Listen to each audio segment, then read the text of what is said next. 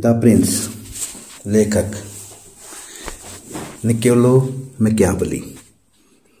अध्याय 13। सहायक सेना मिश्रित सैनिक दल और समय के विषय में।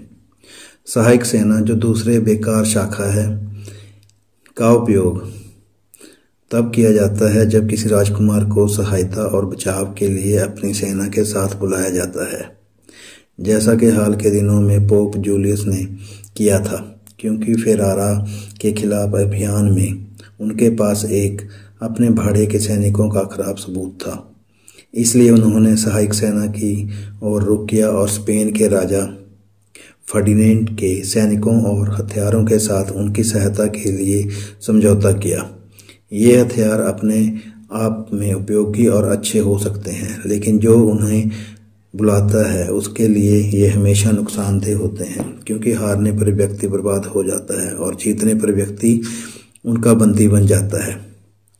फर्डिनेंड वी आरागोन और सिसिली के एफ द्वितीय, नेपल्स के एफ तृतीय उपनाम कैथोलिक, जन्म 1452, मृत्यु 1516। और यद्यपि प्राचीन इतिहास उदाहरणों से भरा हुआ हो सकता है, मैं पोप जूलियस द्वितीय के इस हालिया उदाहरण को छोड़ना नहीं चाहता जिसके खतरे को महसूस किया जाना चाहिए, क्योंकि वह फेरारा और पाने की चाह में खुद को पूरी तरह से विदेशी के हाथों में सौंप दिया।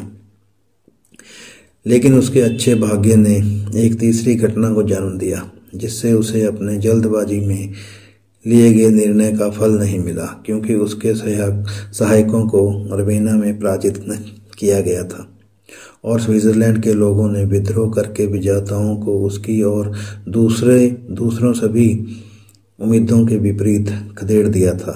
ऐसा हुआ कि वह अपने दूसरे दुश्मनों के हाथों में नहीं गया क्योंकि वे भाग गए थे, ना ही वह अपने सहायकों के हाथों में गया क्योंकि उसने उनके अलावा अन्य हथियारों से विजय प्राप्त की थी। फ्लोरेंटाइनों ने पूरी तरह से हथियार रहित होने के बावजूद पीसा पर कब्जा करने के लिए 10,000 फ्रांसीसी सैनिकों को भेजा, जिससे उन्हें अपने संकट के किसी भी अन्य समाज की तुलना में अधिक खतरे का सामना करना पड़ा। कॉन्स्टेंटिनोपल के सम्राट ने अपने पड़ोसियों का विरोध करने के लिए 10,000 तुर्कों को ग्रीस में भेजा, जो युद्ध समाप्त होने पर भी पीछे हटने को तैयार नहीं थे। यह काफिरों के लिए ग्रीस की दास्तां की शुरुआत थी। जोइनोस कैंटाक्यूजेनस, जन्म 1300, मृत्यु 1383।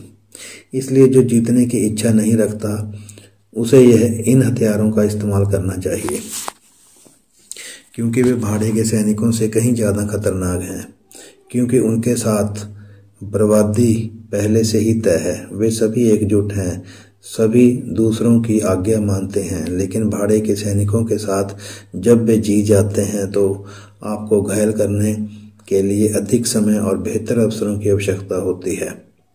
वे सभी एक समुदाय के नहीं होते, उन्हें आप ही ढूंढते हैं और भुगतान करते हैं, और एक तीसरा पक्ष जिसे आपने उनका मुखिया बनाया है आपको घायल करने के लिए एक बार में पर्याप्त अधिकार प्राप्त करने में सक्षम नहीं है। निष्कर्ष रूप में भाड़े के सैनिकों में दुष्टता सबसे खतरनाक होती है, सहायक सैनिकों में वीरता। इसलिए बुद्धिमान राजकुमार ने हमेशा इन हथियारों से परहेज किया है और अपने हथियारों की ओर रुख किया है, और दूसरों के साथ जीतने की तुलना में उनके साथ हारने के लिए तैयार रहा है, यह नहीं मानते हुए कि दूसरों के हथियारों से हासिल की गई जीत एक वास्तविक जीत है। मैं सीजर बोर्गिया और उनके कार्यों का उल्लेख करने में कभी नहीं हिचकिचाऊंगा। यह ड्यूक ने सहायक सैनिकों के साथ रोमाग्ना में प्रवेश किया, वहां केवल फ्रांसीसी सैनिकों को लिया और उनके साथ उसने इमोला और फार्ली पर कब्जा कर लिया, लेकिन बाद में ऐसी सेनाओं उसे विश्वसनीय नहीं लगी, इसलिए उसने भाड़े के सैनिकों की ओर रुख किया, क्योंकि उन्हें कम खतरा महसूस हुआ, और उसने ओर्सिनी और विटेली को भर्ती किया, जिन्हें तुरंत ही संदिग्ध, विश्वासघाती और खतरनाक पाए जाने पर उसने नष्ट कर दिया और अपने लोगों की ओर रुख किया। और इन सेनाओं में से एक और दूसरी के बीच का अंतर आसानी से देखा जा सकता है जब कोई ड्यूक की प्रतिष्ठा में अंतर पर विचार करता है। जब उसके पास फ्रांसीसी थे, जब उसके पास ओरसिनी और विटेली थे, और जब उसने अपने सैनिकों पर भरोसा किया जिनकी निष्ठा पर वह हमेशा भरोसा कर सकता था, और उसे लगातार बढ़ता हुआ पाया। उसे कभी भी इतना सम्मान नहीं मिला जितना तब मिला जब हर कोई देखता था कि वह अपनी सेनाओं का पूरा स्वामी था। मैं तावली और हाल के उदाहरणों में से आगे नहीं जाना चाहता था, लेकिन मैं सिराक्यूसन हीरो को छोड़ना नहीं चाहता था। वह उन लोगों में से एक है जिनका मैंने ऊपर नाम लिया था। जैसा कि मैंने कहा है, इस व्यक्ति को सिराक्यूसन द्वारा सेना का प्रमुख बनाया गया था। जल्द ही उसे पता चल गया कि हमारे इतावली कोंडोटियारी की तरह गठित एक भाड़े के सैनिक किसी काम में के नहीं थे, और उसे ऐसा लगा कि वह ना तो उन्हें रख सकता है और ना ही उन्हें जाने दे सकता है। उसने उन सभी को टुकड़े टुकड़े कर दिया और बाद में अपनी सेना के साथ युद्ध किया, ना कि विदेशियों के साथ। मैं इस विषय पर लागू होने वाले पुराने नियम से एक उदाहरण को भी याद करना चाहता था। दाऊद ने खुद को शाऊल के सामने फलिस्तीनी योद्धा गोलियत से लड़ने के लिए पेश किया, और उसे हिम्मत देने के लिए शाऊल ने उसे अपने हथियार दिए। जैसे ही दाऊद ने उन्हें अपनी पीठ पर रखा, उसने यह कहते हुए अस्वीकार कर दिया कि वह उनका उपयोग नहीं कर सकता, और वह अपने गोफन और चाकू से दुश्मन का सामना करना चाहता है। निष्कर्ष में दूसरों के हथियार या तो आपकी पीठ से गिर जाते हैं, या वे आपको नीचे गिरा देते हैं, या वे आपको जकड़ लेते हैं। चार्ल्स द 7th, जो किंग लुइस द 11th के पिता थे, ने सौभाग्य और वीरता से फ्रांस को अंग्रेजों से मुक्त कराया। उन्होंने अपनी सेना के साथ सशस्त्र होने की आवश्यकता को पहचाना, और उन्होंने अपने राज्य में सैनिकों और पैदल सेना से संबंधित अध्यादेश स्थापित किया। बाद में उनके बेटे किंग लुइस ने पैदल सेना को समाप्त कर दिया और स्विट्जर्स को भर्ती कर दिया, जो गलती दूसरों द्वारा अपनाई गई, जैसा कि अब देखा जा रहा है, उस राज्य के लिए खतरे का स्रोत है, क्योंकि स्विट्जर्स की प्रतिष्ठा बढ़ाने के बाद उन्होंने अपने स्वयं के हथियारों का मूल्य पूरी तरह से कम कर दिया है, क्योंकि उन्होंने पैदल सेना को पूरी तरह से नष्ट नहीं कर दिया है, और अपने सैनिकों को उन्होंने दूसरों के अधीन कर दिया है, क्योंकि वे स्विट्जर्स के साथ लड़ने के इतने आदी हैं कि ऐसा नहीं लगता है कि वे अब उनके बिना जी सकते हैं। इसलिए यह बात सामने आती है कि फ्रांसीसी स्विट्जर के खिलाफ खड़े नहीं हो सकते हैं, और इस प्रकार फ्रांसीसी सेनाएं मिश्रित हो गई, आंशिक रूप से भाड़े की ओर और आंशिक रूप से राष्ट्रीय। दोनों ही हथियार अकेले भाड़े के सैनिकों या अकेले सहायक सैनिकों से कहीं बेहतर हैं, लेकिन किसी की अपनी सेना से कहीं कमतर हैं। और यह उदाहरण इसे साबित करता है, क्योंकि अगर चार्ल्स के अध्यादेश को बढ़ाया या बनाए रखा गया होता तो फ्रांस का राज्य अजेय होता। लेकिन मनुष्य की अल्प बुद्धि किसी ऐसे मामले में प्रवेश करने पर जो पहले नज़र में अच्छा लगता है, उसमें छिपे जहर को नहीं पहचान पाती। जैसा कि मैंने ऊपर तीव्र बुखार के बारे में कहा है, इसलिए अगर कोई व्यक्ति जो किसी रियासत पर शासन करता है तब तक बुराइयों को नहीं पहचान सकता जब तक कि वे उसे पर ना आ जाएं, तो वह वास्तव में बुद्धिमान नहीं है। और यह अंतर्दृष्टि बहुत कम लोगों को दी जाती है। और अगर रोमन साम्राज्य पर पहली आपदा की जांच की जाए तो पाया जाएगा कि यह केवल गॉथ्स की भर्ती के साथ शुरू हुई थी, क्योंकि उस समय के रोमन साम्राज्य की शक्ति कम होने लगी, और वह सारी वीरता जिसने इसे ऊपर उठाया था दूसरों के पास चली गई। इसलिए मैं ये निष्कर्ष निकालता हूँ कि कोई भी रियासत अपनी सेना के बिना सुरक्षित नहीं है। इसके विपरीत यह पूरी तरह से सौभाग्य पर निर्भर है। इसमें वह वीरता नहीं है जो विपत्ति में इसका बचाव कर सके, और यह हमेशा से ही बुद्धिमान लोगों की राय और निर्णय कर रहा है कि प्रसिद्धि या शक्ति से अधिक अनिश्चित या अस्थिर कुछ भी नहीं हो सकता है जो अपने बल पर आधारित ना हो। और किसी की अपनी सेनाएं वे हैं जो या तो प्रजा, नागरिक या आश्रितों से बनी होती हैं। अन्य सभी भाड़े के सैनिक या सहायक होते हैं, और अपनी सेनाएं तैयार करने का तरीका आसानी से मिल जाए यदि मेरे द्वारा सुझाए गए नियमों पर विचार किया जाए, और यदि कोई इस बात पर विचार करे कि सिकंदर महान के पिता फिलिप और कई गणराज्यों और राजकुमारों ने कैसे खुद को सशस्त्र और संगठित किया है, जिन नियमों के लिए मैं खुद को पूरी तरह से प्रतिबद्ध करता हूँ। धन्यवाद। आपका दिन शुभ हो। अध्याय 14 युद्ध कला के विषय पर एक राजकुमार से संबंधित लेख। एक राजकुमार को युद्ध और उसके नियमों और अनुशासन के अलावा कोई और लक्ष्य या विचार नहीं रखना चाहिए, ना ही अपने अध्ययन के लिए कुछ और चुनना चाहिए। मैं ये दोबारा दोहराना चाहता हूँ, एक राजकुमार को युद्ध और उसके नियमों और अनुशासन के अलावा कोई और लक्ष्य या विचार नहीं रखना चाहिए, ना ही अपने अध्ययन के लिए कुछ और चुनना चाहिए, क्योंकि यह एकमात्र कला है जो शासक की है, और यह इतनी शक्तिशाली है कि यह न केवल जन्मजात राजकुमारों को सहारा देती है, बल्कि यह अक्सर लोगों को एक निजी पद से उस पद तक पहुंचाने में सक्षम बनाती है। और इसके विपरीत यह देखा गया है कि जब राजकुमारों ने हथियारों की तुलना में आराम के बारे में अधिक सोचा है तो उन्होंने अपना राज्य खो दिया।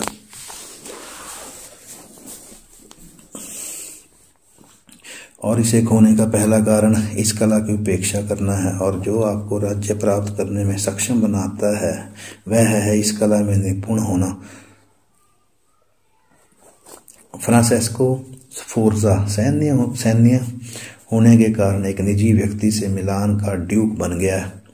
अपने बेटे हथियारों की कठिनाइयों और परेशानियों से बचने के कारण ड्यूक से निजी व्यक्ति बन गए, क्योंकि अन्य बुराइयों के अलावा जो निहत्थे होने से आपको मिलती हैं यह आपको तिरस्कृत करता है, और यह उन अपमानों में से एक है जिससे एक राजकुमार को खुद को बचाना चाहिए, जैसा कि बाद में दिखाया गया है।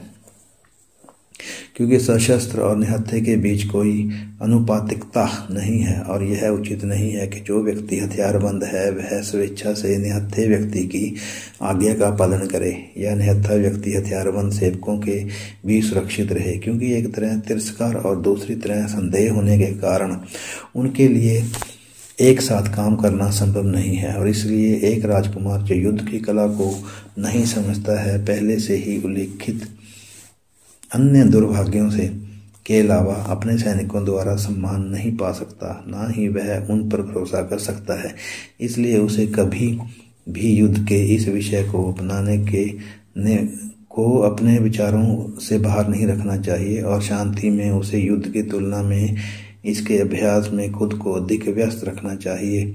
और यह दो तरीकों से कर सकता है, एक कार्रवाई से, दूसरा अध्ययन से। जहाँ तक कार्रवाई का सवाल है, उसे सबसे पहले अपने लोगों को अच्छी तरह से संगठित और प्रशिक्षित रखना चाहिए। लगातार शिकार करते रहना चाहिए, जिससे वह अपने शरीर को कठिनाइयों के लिए अभ्यस्त कर लेता है, और इलाकों की प्रकृति के बारे में कुछ सीखता है, और यह पता लगाता है कि पहाड़ कैसे उठते हैं, घाटियाँ कैसे खुलती हैं, मैदान कैसे स्थित हैं, और नदियों और दलदलों की प्रकृति को समझता है, और इन सब में सबसे अधिक सावधानी बरतता है। यह ज्ञान दो तरह से उपयोगी है। सबसे पहले वह अपने देश को जानना सीखता है और उसकी रक्षा करने में बेहतर रूप से सक्षम होता है। बाद में उस इलाके के ज्ञान और अवलोकन के माध्यम से वह आसानी से किसी भी अन्य को समझ सकता है जिसका अध्ययन उसके लिए आगे चलकर आवश्यक हो सकता है। क्योंकि पहाड़ियों, घाटियों, मैदान, नदियों और दलदल, जो कि उदाहरण के लिए टस्कनी में हैं, अन्य देशों के साथ एक निश्चित समानता रखते हैं। इसलिए एक देश के पहलू के ज्ञान के साथ व्यक्ति आसानी से अन्य देशों के बारे में जान सकता है, और जिस राजकुमार में यह कौशल नहीं है उसमें वह आवश्यक कौशल नहीं है जो एक कप्तान में होना वांछनीय है, क्योंकि यह उसे अपने दुश्मन को आश्चर्यचकित करना, स्थानों का चयन करना, सेनाओं का नेतृत्व करना, युद्ध की रूपरेखा तैयार करना, लाभ के लिए शहरों की घेराबंदी करना सिखाता है। अन्य फ्रांसिस्को के अलावा लेखकों ने उन्हें फिलोपोमेन प्रिंस ऑफ द एंशियंस की प्रशंसा की है, क्योंकि शांति के समय में उनके दिमाग में युद्ध के नियमों के अलावा कुछ भी नहीं होता है, और जब वे दोस्तों के साथ देश में होते हैं तो वे अक्सर रुकते थे और उनके साथ तर्क करते थे। यदि दुश्मन उसकी पहाड़ी पर हो और हम अपनी सेना के साथ यहाँ हों तो किसका लाभ होगा। पंक्तियों को बनाए रखते हुए उनसे मिलने के लिए सबसे अच्छा तरीका यह होना चाहिए। अगर हम पीछे हटना चाहते हैं तो हमें कैसे आगे बढ़ना चाहिए। यह वह चलते समय उन्हें बताता था कि एक सेना के सामने क्या क्या संभावनाएं आ सकती हैं। वह उनकी राय सुनता और अपने विचार बताता और तर्कों के साथ उसकी पुष्टि करता, ताकि इन निरंतर चर्चाओं से युद्ध के समय कभी भी कोई अप्रत्याशित परिस्थिति उत्पन्न न हो जिसका वह सामना न कर सके। फिलोपोमेन यूनानियों में अंतिम जन्म 252 ईसा पूर्व, मृत्यु 183 ईसा पूर्व। लेकिन बुद्धि का प्रयोग करने के लिए राजकुमार को इतिहास पढ़ना चाहिए और यहाँ महान व्यक्तियों के कार्यों का अध्ययन करना चाहिए, यह देखने के लिए कि उन्होंने युद्ध में खुद को कैसे संभाला है। उनकी जीत और हार के कारणों की जांच करनी चाहिए, ताकि बाद वाले को छोड़कर पहले वालों का अनुसरण किया जा सके। और सबसे बढ़कर एक महान व्यक्ति की तरह काम करना चाहिए, जिसने अपने से पहले प्रासंगिक और प्रसिद्ध व्यक्ति को अपना आदर्श माना और जिसकी उपलब्धियां और कार्यों को वह हमेशा अपने दिमाग में रखता था। जैसा कि कहा जाता है कि सिकंदर महान ने Achilles, Caesar, Alexander, Scipio, Cyrus की नकल की, और जो कोई भी जेनोफोन द्वारा लिखित साइरस के जीवन को पढ़ता है वह बाद में स्किपियो के जीवन को पहचानेगा कि कैसे वह नकल उसकी महिमा थी।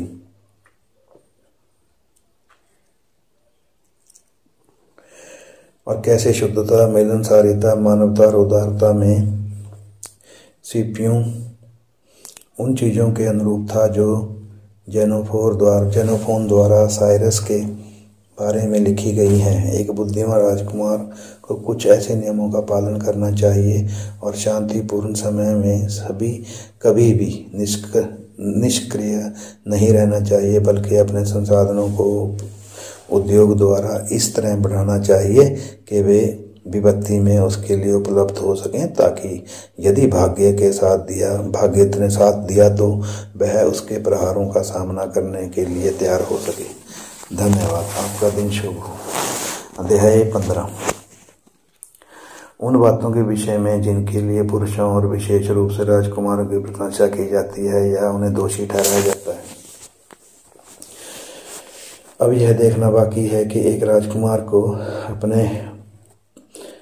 अपने प्रजाजनों और मित्रों के प्रति क्या आचरण करना चाहिए। और जैसा कि मैं जानता हूं कि इस मुद्दे पर बहुत से लोगों ने लिखा है, मुझे उम्मीद है कि इसे फिर से उल्लेख करने में मुझे दुस्साहस माना जाएगा, खासकर इसलिए कि इस पर चर्चा करते समय मैं अन्य लोगों के तरीकों से अलग हट जाऊंगा। लेकिन मेरा इरादा एक ऐसी चीज़ लिखने का है जो इसे समझने वाले के लिए उपयोगी होगी। मुझे लगता है कि इस मामले की कल्पना की तुलना में वास्तविक सच्चाई का अनुसरण करना अधिक उचित है, क्योंकि बहुत से लोगों ने ऐसे गणराज्यों और रियासतों की कल्पना की है और जो वास्तव में कभी जानी या देखी नहीं गई है, क्योंकि एक व्यक्ति जिस तरह से जीता है वह उस तरह से जीने से बहुत दूर है जो उसे जीने के लिए चाहिए। जो किया जाना चाहिए उसके लिए जो किया जाना चाहिए उसकी उपेक्षा करता है वह अपने संरक्षण की तुलना में जल्दी ही अपने विनाश को प्राप्त करता है, क्योंकि एक व्यक्ति जो अपने सदाचार के दावों के अनुसार पूरी तरह से कार्य करना चाहता है वह जल्द ही उस चीज से मिलता है जो उसे बहुत सारी बुराइयों के बीच नष्ट कर देती है। इसलिए यह आवश्यक है कि जो राजकुमार अपनी स्थिति बनाए रखना चाहता है उसे पता हो कि गलत कैसे किया जाए और आवश्यकता के अनुसार उसका उपयोग कैसे किया जाए या नहीं। इसलिए एक राजकुमार के बारे में काल्पनिक बातों को एक तरह रखकर और जो वास्तविक है उनकी चर्चा करते हुए मैं कहता हूँ कि जब सभी पुरुष की बात की जाती है और मुख्य रूप से राजकुमारों को अधिक उच्च पद पर रखा जाता है तो उनमें से कुछ ऐसे गुणों के लिए उल्लेखनीय होते हैं जो उन्हें ना तो निंदा या प्रशंसा दिलाते हैं और इस प्रकार एक को उदार माना जाता है।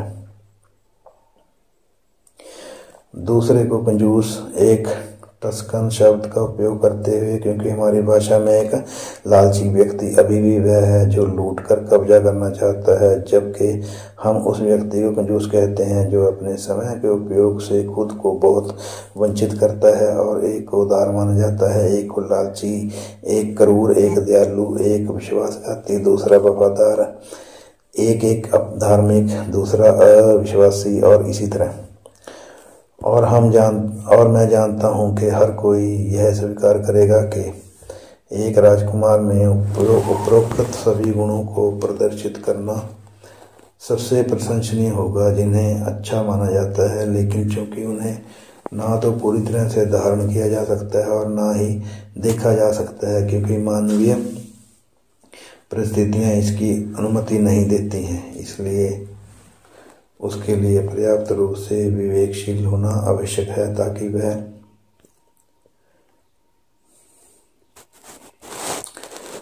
वह जान सके कि उन दुर्गुणों की निंदा से कैसे बचा जाए जो उसे उसका राज्य खो देंगे, और साथ ही यदि संभव हो तो उन दुर्गुणों से खुद को बचाए रखें जो उसे राज्य नहीं खोएंगे। लेकिन यह संभव नहीं होने पर वह बिना किसी हिचकिचाहट से खुद को उनके हवाले कर सकता है, और फिर उसे उन दुर्गुणों के लिए निंदा सहने से खुद को असहज करने की जरूरत नहीं है जिनके बिना राज्य को केवल कठिनाइयों से बचाया जा सके।